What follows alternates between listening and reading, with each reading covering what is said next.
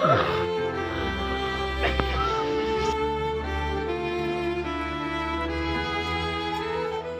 এটা ভাবিব নোৱাৰা পৰিয়ালৰ মানুহ বুলিয়ে নহয়, শদিয়াবাসী মানুহ বুলিয়ে নহয়, গোটেই সমগ্ৰ অসমৰ মানুহ আজি মৰ্মাহত হৈছে ৰাজীৱ শদিয়াৰ অকাল মৃত্যুত।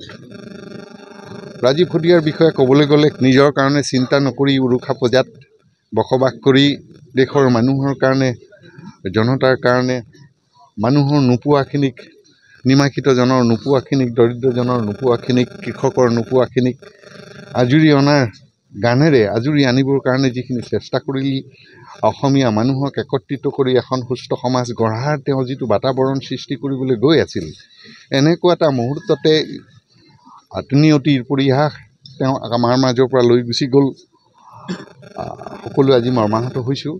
আৰু মোৰ এইখিনিতে অনুৰোধ থাকিল, তেওঁৰ গীতেৰে যিখিনি ক'ব খুজিছিল সেইখিনিক যাতে নতুন প্ৰজন্মই তেওঁৰ গীতখিনিক গীত বুলিয়েই নাভাবি গীতৰ কথাখিনিক কথাখিনিৰ সাৰমৰ্ম বুজি অসমীয়া জাতিটোৰ হকে, দেশৰ হকে, সমাজৰ হকে অকণমান হ'লেও চিন্তা কৰিবলৈ ৰাজীৱৰ গানেৰে অকণমান চিন্তা কৰক। তেতিয়াহ'লে আমাৰ এখন অসমখন পুনৰ আমি গঢ়িব পাৰিম। তেনেকুৱা এটা পৰিকল্পনা বা তেনেকুৱা এটা চিন্তাৰে ৰাজীৱে যিখিনি কৈ গ'ল সেইখিনি নতুন প্ৰজন্মই জীয়াই ৰাখক।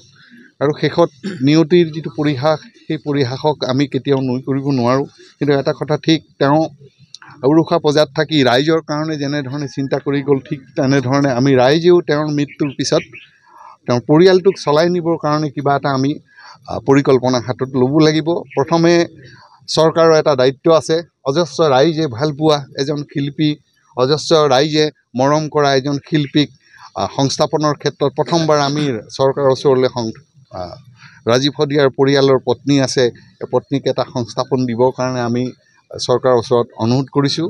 যদি চৰকাৰে এই ক্ষেত্ৰত যদি হেমাহি দেখুৱায় বা অনীহা প্ৰকাশ কৰে, তেতিয়া মই আহ্বান জনাইছোঁ সমগ্ৰ অসমৰ তেওঁ অনুৰাগীসকলৰ প্ৰচেষ্টাত আমি দান বৰঙণি সংগ্ৰহ কৰি হ'লেও পৰিয়ালটোক সংস্থাপনৰ কাৰণে আমি কিবা চিন্তা কৰিম। আৰু এই সুযোগতে মই গোটেই অসমৰ ৰাইজক এই কথাটো জনাই থ'ব খুজিছে, সময়ত যদি চৰকাৰে অনীহা প্ৰকাশ কৰে তেতিয়া জনসাধাৰণৰ সহায় লৈ আমি পৰিয়ালটোক পোহপালৰ কাৰণে কিবা এটা ব্যৱস্থা কৰি দিব লাগিব। যিহেতু আমাৰ এটা নৈতিক দায়িত্ব আছে, তেওঁ সমাজখনৰ কাৰণে যিটো কৰি গ'ল আৰু সমাজেও তেওঁৰ প্ৰতি কৰিবলগীয়া নৈতিক দায়িত্বটোক আমি নতশিৰে স্বীকাৰ কৰিব লাগিব।